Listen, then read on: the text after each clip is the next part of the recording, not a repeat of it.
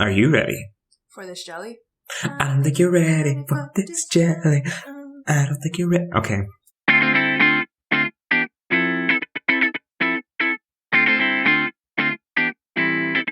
Well, everybody, welcome back to The Tea with Crema. I am one of your hostesses, and my name... We've messed this up from start to finish. You forgot to also do the 5 seconds of silence. Okay, go silent and take 2.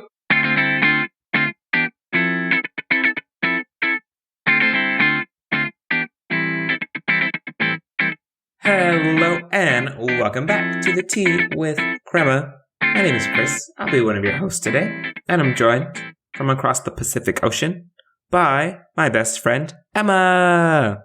Hello! This is our third time trying to start this episode, so thank you for joining us on this journey. Before we get started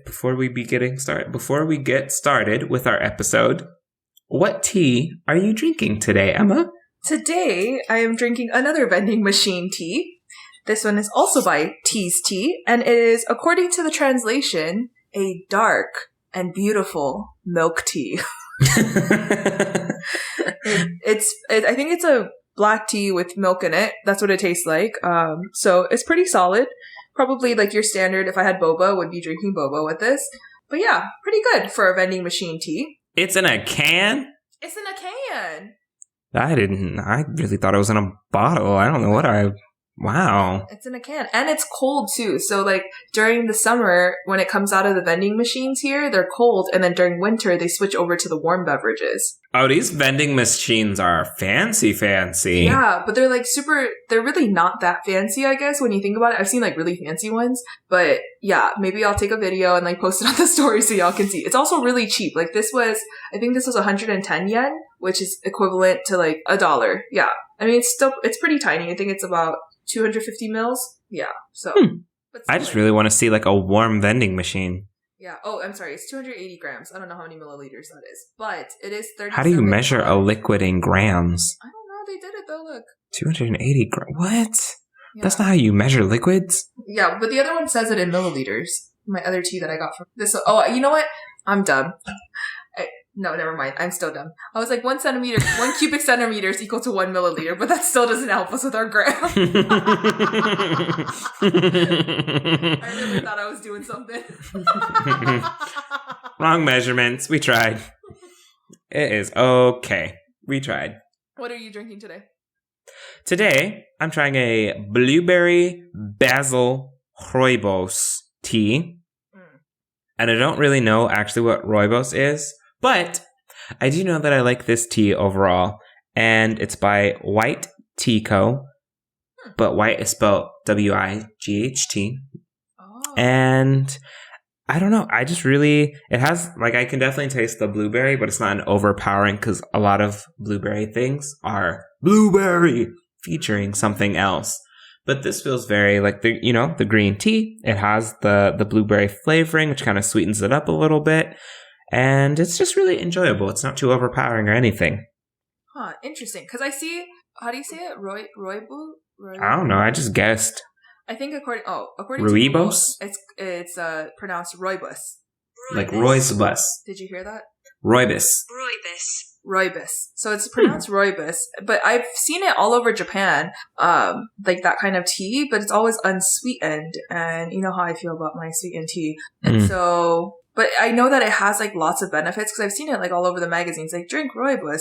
Oh, apparently vitamins, antioxidants. Yeah, weight loss, appearance of skin.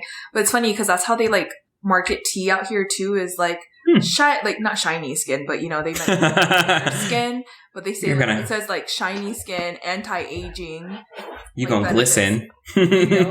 And so that's what be real reflective. Mm-hmm. Yeah. Interesting. Okay. Oh my gosh. So, what are we talking about today, Christopher? Today's episode is about the wonderful experience that you and I had hunting for apartments because we both very recently moved.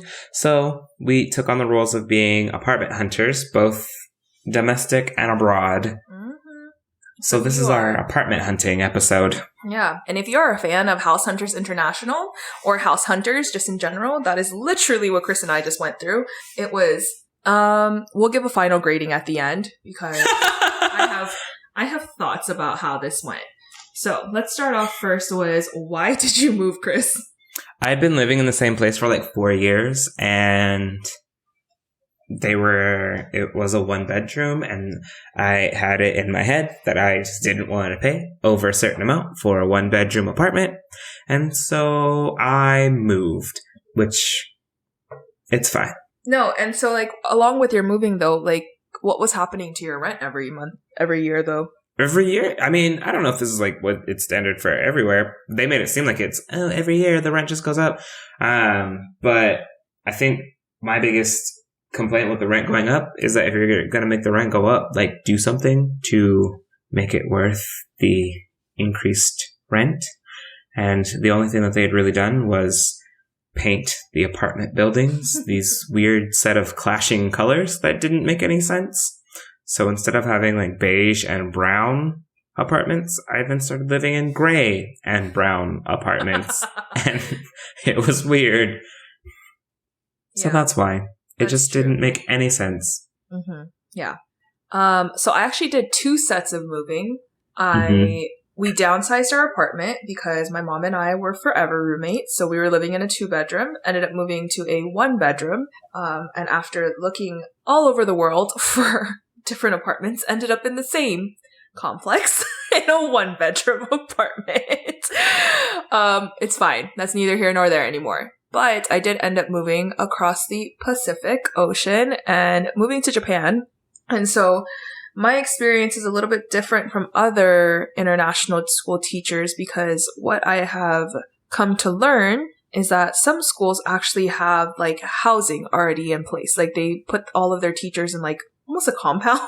Kind of like as people are moving in and out, they kind of like move them into the teacher housing. So there's pros and cons to that. I've heard both sides where some people are like, oh, everything's done, it's furnished, blah blah blah. But then there's other people who are like, yeah, but if your area is like not where you want to be, it's not popping, it's not matching your needs, then you're kind of stuck as well. So pros and cons. I still have not come to the decision about whether or not this was a pro or con. I personally like where I live, so that's a plus.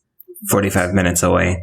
But I did that on purpose, right? So we gonna get into that. So now that you're moving into your new apartment, as you were looking, what were some important factors that you had to take into consideration when you were looking for a place? I had to figure out first and foremost like what I wanted. Mm-hmm. And I think that was a little bit more challenging this time because the first time I moved to DFW, I was just like, I want to live in a place that has a roof and isn't terrible. And so the bar at that point was very, very low. I wasn't really bringing anything with me. So I was just like, anything will do. Mm-hmm. But this time after being here for 4 years, I've acquired things in that time, including a bed and furniture. So I had to figure out, essentially a place that was going to work with all of those things. And then I also just like to cook. So the kitchen was in a significant space. And a surprisingly difficult factor to accommodate was I have my own washer and dryer.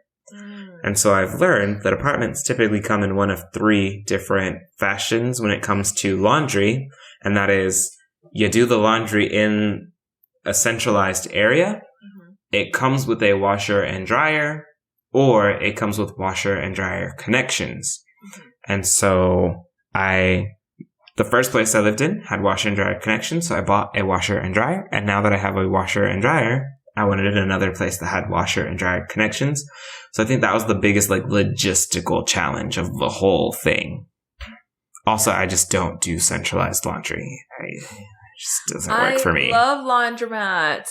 I really do. And I know a lot of people are really iffy about it. But it's just so convenient. You go in, you get it done. In an hour, all of your clothes is clean. That's what I love about laundromats and that kind of stuff. But Chris also was really good at he had like this whole Google Doc. Like it was a Google Doc that had pros and cons. And it was funny because I actually started circulating it amongst my my friends that I made in Japan as we were like looking for different places, because it became one of those things where we were like looking for all these different things.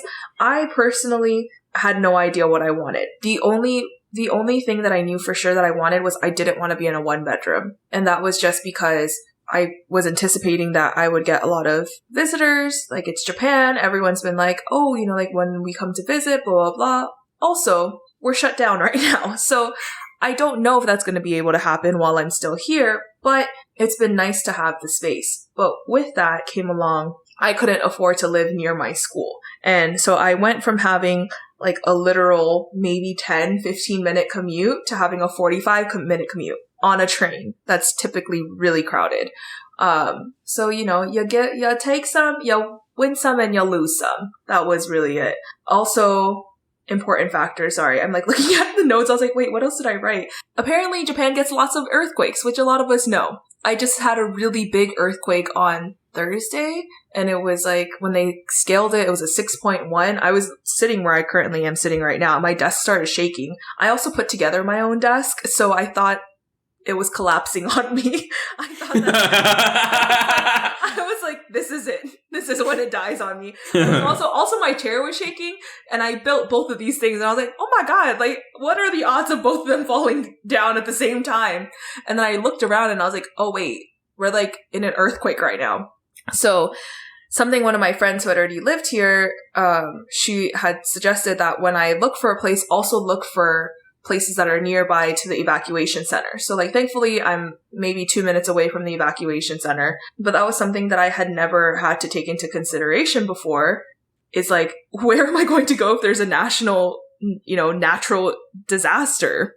Also, like, being close to the trains tends to make your rent go up as well. So and if you're within 10 minutes, that's like a pretty good indicator. But like, the farther you get away from those 10 minutes, it gets cheaper. So I'm about 7 minutes from the train.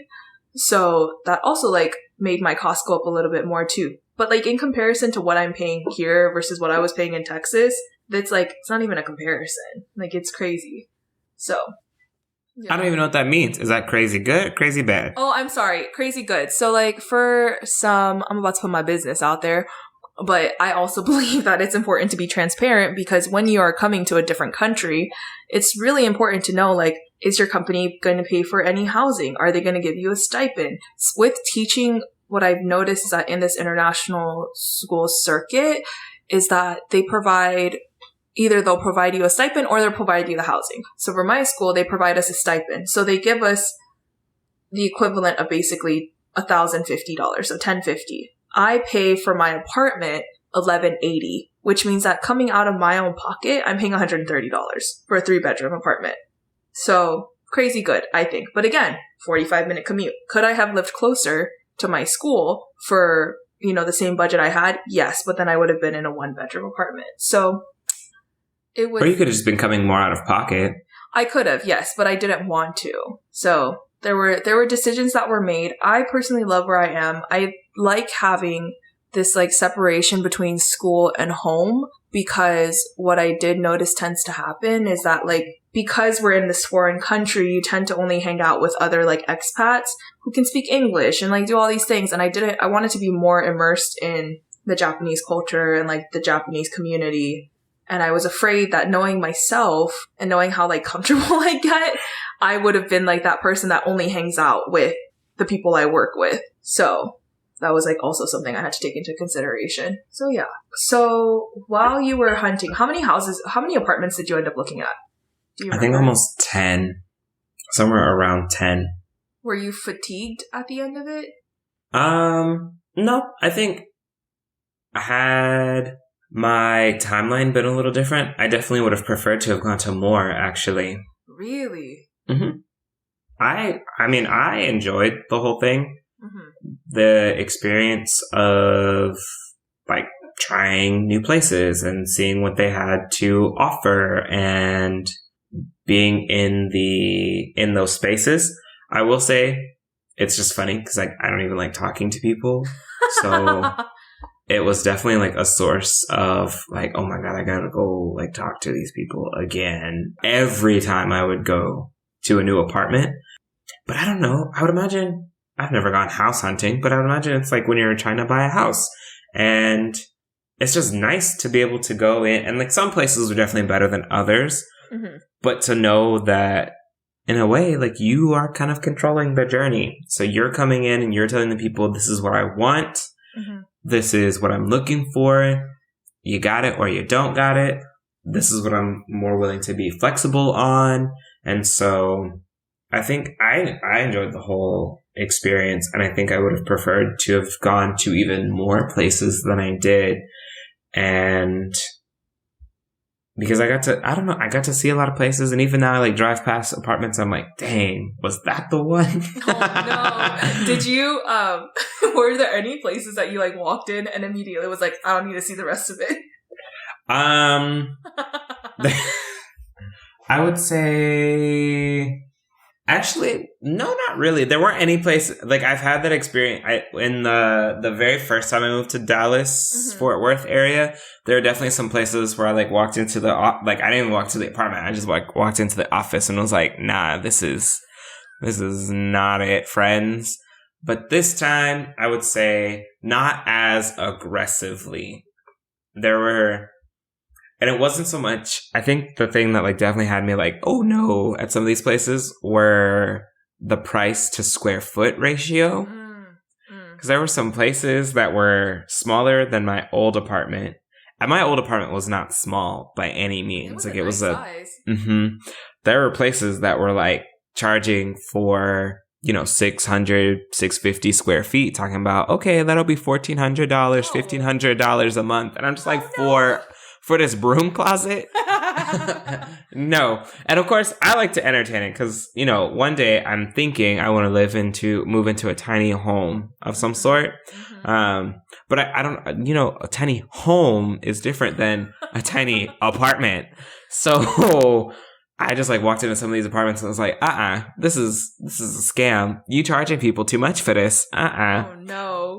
This was more the experience this time, was just places that I was like, oh no, this is an overpriced scam. You're not going to get me. You are not about to play me. Were these the places that were like luxury? I will say a lot of places definitely like to put luxury in their name. I think the biggest thing was location this time. So I think location played more of a factor in price, because I think the two big like buzzwords are modern and luxury. So if you see those two words, you might want to like double check and like red flag. I wouldn't even say like red flag. I just, you gotta kind of question, because one of the places that I like went to, I was like, what in the window unit on a modern apartment is this? I'm confused, because those two things, you got a window unit and this is luxury? I don't, what? That's confusing. But overall, I don't think I had any, actually that's not true. There was one apartment I was like, are these people a little racist? Like it was. Oh, yes. Yes. Because I did walk in, I walked into this one apartment, and I don't know. It could have been. If you felt some type of way, it was probably valid. It was odd, but there were some people that like, they were in there signing their lease before I'd gotten there, and then I arrived, and then all of a sudden this man started talking real loud about like having guns in his apartment, and what the apartment's policy was on having guns and safety and all this other stuff. And I was just like, okay, was that a conversation y'all were already having and I've just like stepped in on the middle of it? Or also, why did you get so loud? Like this was confusion, and this was not the vibes. The vibes yeah, were not it was there. It was a little off. And then another lady like walked in and then was like, oh, actually, can I talk to you outside? And I was just like, not me. She was talking to like the leasing person. I was like, oh, can I talk to you outside actually? And I was just like, okay, well, we can go on this tour. And like I had to wait there for like 30 minutes because something.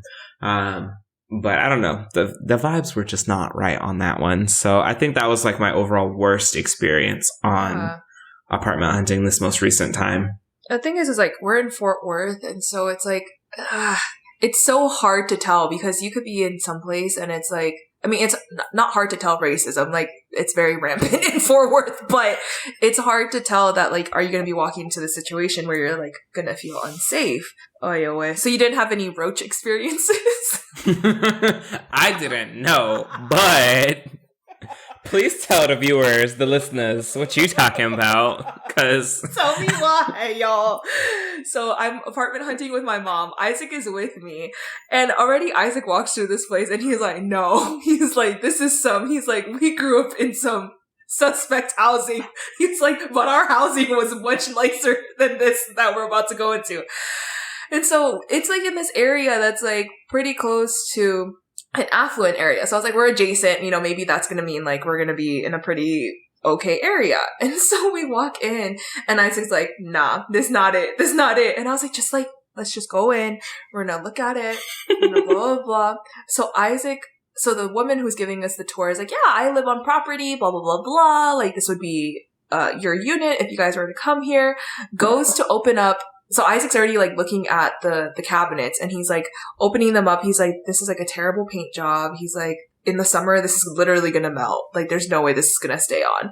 And so the woman goes to open up like the cabinet that's above the fridge, opens it up and a freaking roach jumps out at this woman and she screams and she goes, oh my God. That's a roach. And I was like, nah, no, we are not putting your mother in here. No. He's like, I refuse. And so the woman is there. She's like, this is my first time on tour. This has never happened. Blah, blah, blah, blah. And I was just like, nah, this place is not it. He's like, this is one of those, like, you put a pretty face on it and you say, it's this. But really you come in and it's that, Mm-hmm. And so when those companies take over them leases, they repaint stuff and they're like, ooh, it's a nice apartment now. Yeah, no. I mean, the apartment setting itself was very nice. It was like loft setting, so it was kind of cute. Like, had the roach not popped out, maybe it would have been different, but I don't think Isaac would have let us move in there regardless. It was one of those things where he was not having it. It was so funny. And so, yes, that's also a red flag. If a roach pops out during the inspection, no one was even living in there and they had roaches. So you know what's going to happen once you actually put food in there. Mm-hmm. Oh my gosh. That was wild though. I think I looked at probably closer to 10 places too. And there was one place that I really, really liked and was like about to sign on it, had already gone through the whole process. The one big downfall was that it was very hilly to get to the apartment. Like there was lots of hills. And so it was, I think, an 8-minute walk, but an 8-minute walk uphill. Ooh. So getting to it from work? No, so 8-minute walk to the train. But like, were the hills going to the train or were the hills going to the apartment? Hills going to the apartment. So in the morning, I would be walking downhill. After work, I'd be walking uphill. And now, like, as I walk home from work, thank God it's flat, but I'm out there for, it's, only a 7-minute walk, but sometimes I'd be out there for 15 minutes, like, I'm out there being the main character in my life story, just like looking at the river as I walk home. Really sighing through your walk. Exactly. And then I think about like, dang, imagine if I was in going up that hill, it would have taken me a half an hour to get home. But yeah, like I definitely had house hunting fatigue, and it was mostly because I was house hunting as I was working. So like I'd go to work, the realtors would pick me up after work, like a full day of work. We'd go and look at a place. And then, we were doing that maybe for 2 weeks in a row. And it was like every other day they were picking me up to go look at places. And so I had found another place that I liked really close to school. It was about a 20-minute walk, 1 bedroom, and I was already at my wit's end. Like I was like, I'm tired. I had tried to sign on a place. Oh, I actually got denied. So that the place that was hilly, I got denied from it because the owners were worried about having a foreigner in their apartment just due to lack of language. There was going to be a language barrier. So they were really worried that they wouldn't be able to communicate with me, and super valid, like all valid concerns. But being a foreigner in Japan looking for housing already like slashes the market to like 10%. After talking to my realtor, we've become friends now. And she's like, yeah. And there's certain things that the school puts in place that then just makes our market even smaller. So the market just keeps getting smaller and smaller and smaller because there's requirements from the school in terms of like our lease.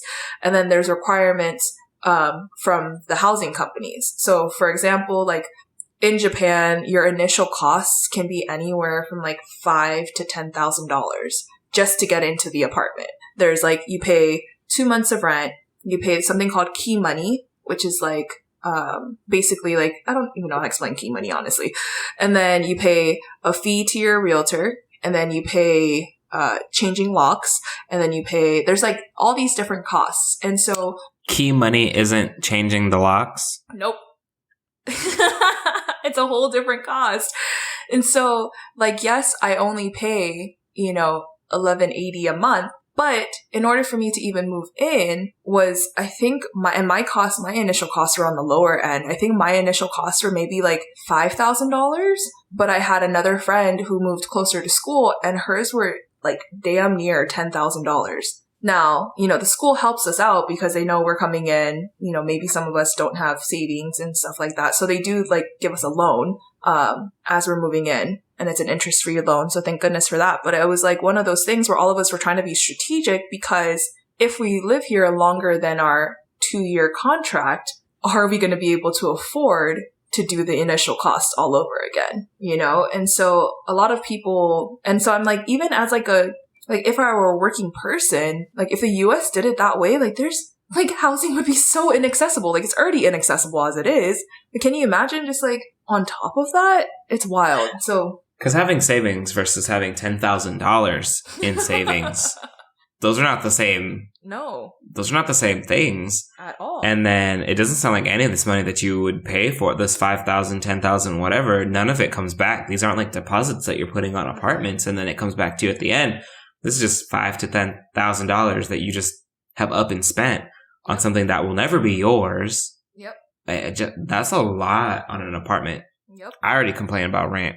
We're paying, paying something similar in rent. But yeah, if I had $5,000, $10,000 up at the beginning of it every time, I'd have bought a house by now. Right. And it's one of those things too, where like they talk about how a lot of people have this misconception about Asia because they're like, oh, rent is so cheap. Rent is so cheap.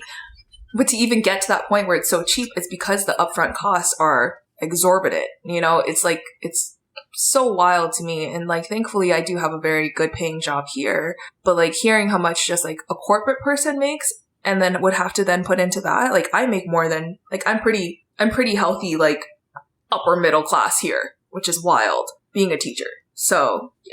So that's one of those big differences, when moving in the US versus moving internationally, is like those upfront costs and everything like that. Because $10,000, boy, that is a literal house down payment. Literal, yes.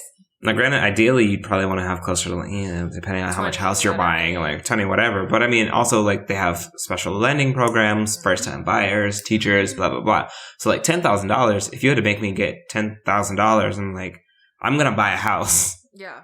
Irrespective of whether I plan to live here forever, I'm going to buy it. I'm not going to rent for $10,000. That's insane. Yeah. So I actually don't know how much it is to like buy a house here, but I can only imagine it must be quite wild. And I will probably never be able to do that here. And that's okay. Please look into it though. If anyone knows about the housing market in Japan and can tell us what the home buying process is like, because things I don't understand, the home buying process in the United States, much less anywhere else. So, but I would like to know more. I'm very curious. But it sounds expensive. Shoot. Yeah, it's for sure. More. For sure. So $10,000. And you know what? Because you want a tiny home, that would get you like a nice tiny home with $10,000 down. That's a high class. That's, not the Ferrari, but that's like a Lexus of the... A $10,000 down payment on a tiny home? What do you mean? That is close to like some of the higher end tiny homes, like one of the like super modern, fancy tiny homes. Because those ones you can typically get for like $150,000 to $100,000 if you're like really spending on a tiny home. True. But you can also get a tiny home for like $50,000. So I mean, at that point, $10,000 down payment, you've paid off your house almost. So I'm just saying. Do you have any tips or tricks for someone who is looking to move, like either tips and tricks in terms of like moving, apartment hunting? Just give us some of your tips your tips and tricks. Because I feel like you are very good at moving and like doing all the things. I will never move my own apartment or house or anything ever again. Ever. It was, I think, because I did it in college and I realized that it was, no more than like one bedroom, and I was moving into a fully furnished apartment in college. And then when I moved from Austin to, when I moved out, again, I wasn't taking any of the furniture, just my personal items. Then when I moved from Austin to Dallas, Fort Worth, again, did not really have any furniture with me at the time. So we literally moved that time in like a minivan and my car. So I truly underestimated the energy it takes to move. And I did hire movers for part of it. And while they were expensive, I'm going to just pay for them. Was it worth it? I really think so. Because, and granted, like at that time, they moved like the furniture stuff. So like the couch and the bed and the washer and dryer. Like they moved the big items that I just could not logistically figure out at the time. And my brother had come the weekend before, and my mom had actually been up here for like a month every weekend in August. Shout out to Mama DJ. She was here every weekend in August. And granted, I had started packing at like the end of June. As soon as we came back from like the California trip, I was packing up. So that part wasn't too bad. Yeah. But I will say I paid like, I don't know if this is the normal price, but I definitely ended up paying almost like $600 for 3 hours worth of movers. And yeah, I would do it again. And in fact, I think next time I'm going to go ahead and just do the whole day. Do the full move, because, and I'm, starting to save up for it now, because it's expensive. I'm not going to lie. Like it's not $5,000 expensive, but I think I also ran into like, the way like my lease error happened, I ended up moving while working. Yeah. And that was terrible. So working a full-time job and then going from one apartment, packing up stuff, cleaning up stuff, moving it to the new place, unpacking, cleaning up. And I did that for like 2 weeks. Oh no. Next time we just get movers. My tip is just eat the cost and find the movers. Now that's a whole journey in and of itself, but I feel like I did pretty well with the people that I got. Yeah. I know moving stories get wildly terrible really quickly, but. And it's hard too, because like, again, whatever you're paying for it, you have to realize that this is a service, so if you want to go with however much money, also it's one of those things where like we recognize our privilege in being able to afford movers. Like that's also real too. So if your movers just happen to be your family members or your uncle and cousin, we just have people to help you. I think that's the big takeaway. But if you can't afford those movers, get the movers. Yeah, for sure. Because y'all moved your mom by yourself. Like, yeah, we did. Did not hire anyone. Like, y'all did it. Well, because we didn't hire anyone because we thought it's only the three of us. Like, how much stuff did we accumulate? Plot twist, we accumulated a lot. Like, I was literally living out of my bedroom, and I think that might have just added to it, was because it was me packing up to move to Japan while also packing up my mom to move into her new place. There was a lot of things going on. So my tips and tricks would be, I have no tips and tricks other than now living in Japan. My one tip / trick is pay for the assembly. Pay for the people to assemble your stuff. That was literally the best thing I have ever paid for in my life. I will 10 out of 10 pay for it again, because they put together my bed. They put together my couch. Isaac's not here to make my things, which is one of the big things that I just that's why I still don't have a dining table, because it still has to be built. I barely just built my desk and my chair. And I was like, nah, I'm over this. This is not it. So, pay for the things to be built. Also, buy secondhand in Japan. If you're ever moving internationally, check out the secondhand places, because expats are moving in and out so much because of international school costs. If I were to ever come up with a business plan, it would be to look at expats and take their stuff that they're leaving and then sell it to other new expats, because a lot of these things are 2 years old, if that. I have pretty like, I think my fridge is 2019 and it came from like someone else who was an expat. I bought this like other thing in my house that I use in this counter space. So secondhand stores, at least in Japan where I currently am, are pretty premier, you know? And so, especially when you're on a contract that you don't know, like, am I going to be out here for another 2 years? I don't know. So I wasn't willing to pay for these like high end things for things I might not even be able to, you know, resell. Like Chris, you know, he's pretty settled now in his career, all those things, you know, so those are nice pieces. Like you invested in nice pieces, I will say. So, you know, those things are moving with you no matter where you go. Mm-hmm. Mm-hmm. So, yeah. So that's one of those tips and tricks. So, okay. Final grading on apartment hunting. Apartment hunting is easy 5 out of 5 stars. Moving. I like it. Yeah. Like, apartment hunting is nice. And then, you know, especially going, like, if I had friends that were moving and like they wanted to, you know, have a second opinion, wanted someone to go with them, I'd go in a heartbeat. I love going to new places and like checking them out, seeing what's available, seeing what's on the market. That part was nice. Moving, -5 out of 5 stars. Like that was awful. Truly terrible. Triggered. Stressed. This has actually been a very traumatic episode for Chris. Like, moving was awful. No. I don't even, honestly, if I could just like,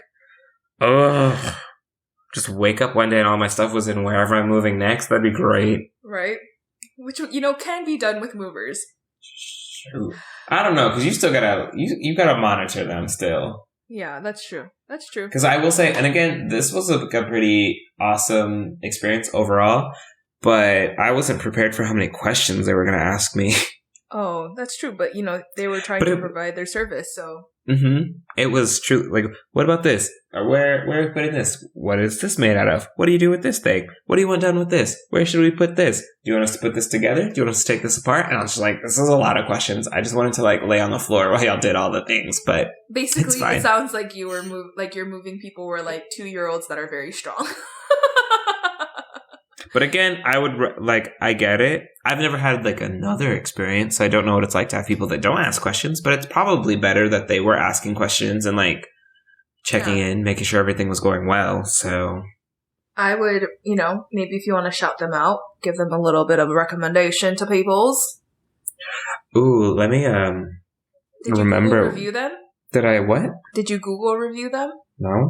You should. That's what I have learned is that like living out here, I Google review everything because I think that it's valid. And I also am someone who does take like these Google reviews kind of like, I don't take it with a grain of salt. And so I think that if someone has like a positive experience, because a lot of times we only hear the negative, right? So that's also another tip. Google review everything that you do because sometimes people's businesses rely on these Google reviews. Like, and it's also kind of like one of those things that when someone doesn't have any reviews, you're less likely to pick them because they don't have anyone, right? Which is funny because I'm like, I didn't review them as if I wasn't using reviews to pick this company. Exactly. So I think that you should go in and review when you get a chance. But I will. I'll plug them. It was Luke's Moving in DFW. Luke's Moving. Thanks, Luke's. Yeah. Thanks, Luke's Moving. You did a great job. Truly. My grading for apartment hunting would definitely be, and I think that had I not been in the situations and conditions I was in, like if it were able to happen while I was not working, I probably would have given it a higher rating, but I was definitely at like a 3. And then moving itself was very easy because I didn't have anything. I just had 3 suitcases. Well, actually, that's not true. I had 5 suitcases. I just had 3. Okay, actually. I had 5 suitcases and 2 large blue IKEA bags. And so moving has been okay. I'm still not fully unpacked because I didn't realize how many things I didn't have. So it's been one of those things where it's been an incremental move. So I'd probably be at like a 5 out of 5. It's been nice to like build from the ground up and seeing everything. But it's also really important for me to like think about like thinking about Isaac and his move over too. Like, is this neutral colors? Like, will Isaac like this? That's also have to be in the back of my head too. Also, update, I did get engaged. we haven't addressed it yet. but I have gotten engaged. Maybe we'll do an episode on it. Probably. Well, maybe not. I don't know. We'll see.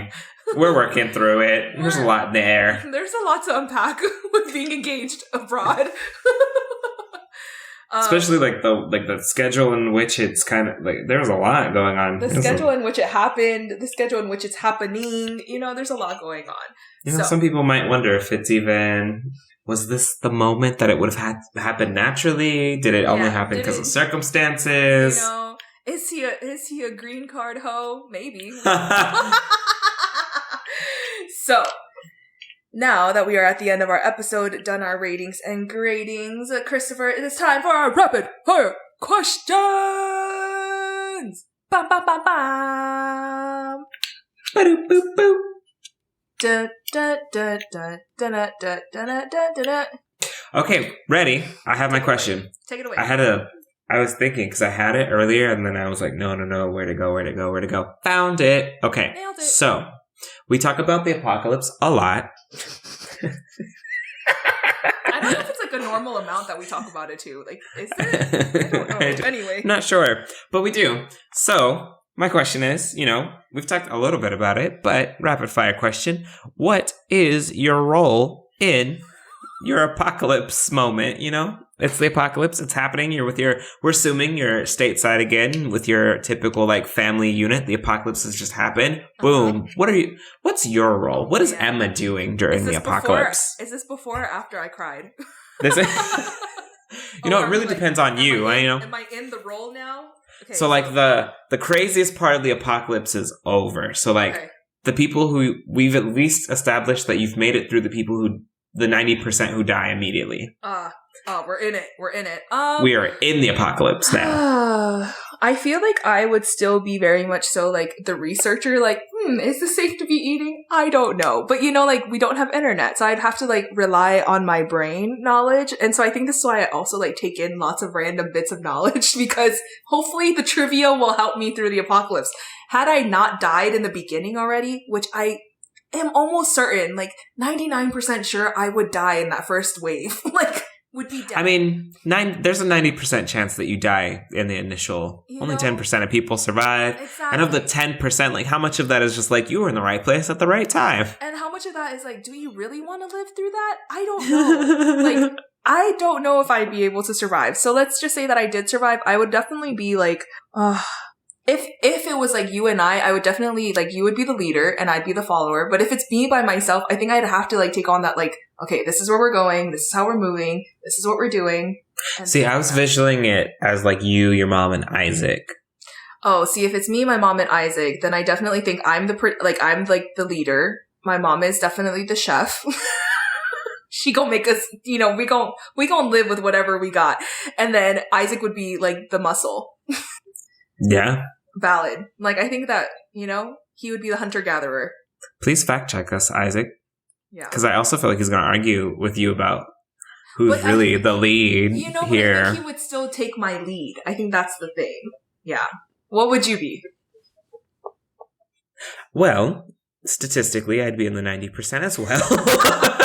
Wow. There goes the tea with Cromwell apocalypse. There goes the tea in the apocalypse. I don't know if we're the podcast that's gonna make it through, guys. But assuming that I do, I think first and foremost, I would struggle because like I'm out here in Fort Worth. My family is not anywhere near Fort Worth, especially like it's a 3-hour drive, a walk. It's days. A day. Yeah. Maybe? Assuming, whatever. You got there in a one piece, like, assuming you didn't have to detour anywhere. And they made it, and whatever could have happened between Fort Worth and Austin in said post-apocalyptic world. I don't know. There's a lot. But I think I would just I get like really, really panicky and really, really nervous. So I really think that I would just have like the most subtle, low-key hidden abode that one could make, because I wouldn't want people to find me because it would just be me. But I wouldn't want to die. So I would just like make a home, but make it trash on purpose because I wouldn't want anyone to know that I was there. Can you imagine like your home like your trash home still does have your modern clean lights and pop of color, but very intentionally pop of trash. You know, like real museum style apocalypse, you know? Someone documented the apocalypse in this room. You know, and so I think that I feel like you are also very much like, yes, for self-preservation, but I think you would be able to take on that like leadership role to like, this is what we're going to do to not die. And you don't want to follow that? Okay, then you go die, because things I'm not about to do, die. At the end of the day, like that's what we're all trying to do now. We're no longer doing stuff for funsies. It's all life or death now. Exactly. Okay. What is your question? That was a good question. My question is, since we've both been moving and like doing life, and we're both in pretty like new positions and all that good stuff, what has been your most recent favorite purchase? Like, what is the most recent thing that you purchased and it was your favorite thing? My Swiffer wet jet. Dude, is it the one with the button?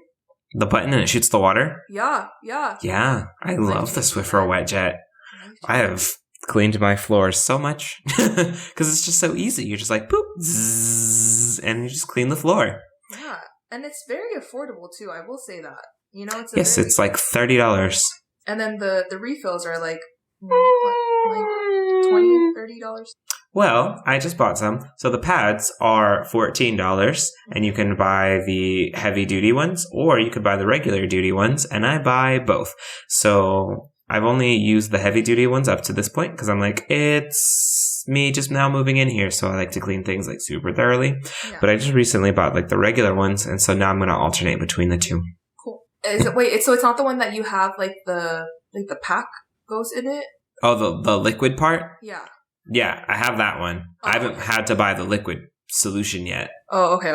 Yeah, because I think that is also like about $15 too. But you know, we literally had every single iteration of the Swiffer and you could tell it was like when I started working. So when I started working, you know, I didn't have that much money, so we had like the normal green one, and then we were like slowly moving up. See, and I had the green one in my old apartment because I didn't have that much to mop. There just wasn't. I didn't see a purpose in getting a wet jet. You were all carpet in your old Pretty much, except for like the kitchens and the bathroom. Yeah. Kitchens, plural. I just had one kitchen. But this place is like all not carpet, so I had to get a wet jet.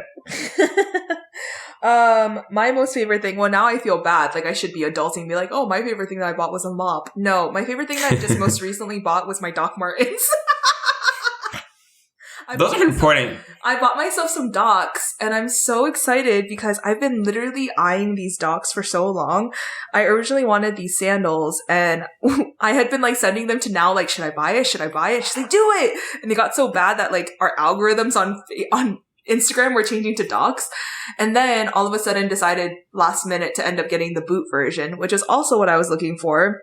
But it's because it rains so much in Japan, and apparently it's supposed to be good for your plantar fasciitis. We'll see. But the ones I got were like the rain boot type, so I'm gonna be out. But don't you have to break them in? So that's why I'm like also in the process of breaking them in right now. I have gout in my toe, so it's not been an easy process. It's been ugly. I can't wait for this thing to be done. Pro tip, don't get gout while you're moving. It's terrible. It ain't worth it. Not worth it. Oh my gosh. Well, people, Emma. Let me try that again. Emma, where can people find the podcast? You can find our podcast on Instagram and Twitter at The Tea with Crema. You can also find us on Venmo if you'd like to buy us a cup of tea at The Tea with Crema. You can also find us on Spotify, Apple, Stitcher Podcasts, and Castos Podcasts as well. We hope to see you next time. Bye!